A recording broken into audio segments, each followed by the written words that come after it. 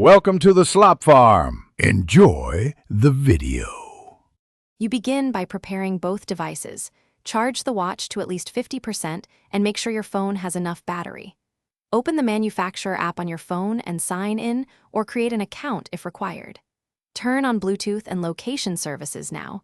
These let the phone discover the watch. Once done, power on the watch and select pairing mode from its settings menu.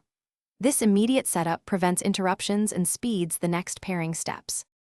You'll follow the app's prompts to pair. Scan the watch QR code or pick its name from the device list. Make sure you grant permissions, notifications, contacts, and location, so the watch can sync calls, messages, and location features. The app may check for a firmware update. Accept it and keep both devices close during installation.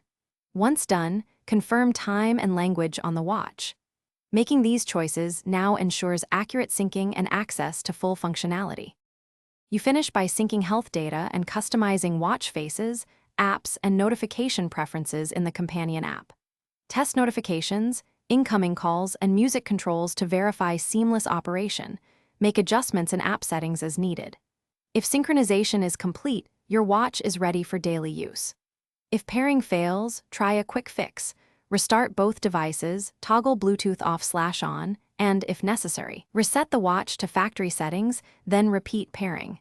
This one troubleshooting step resolves most issues. Thanks for watching. Consider subscribing if we helped you today.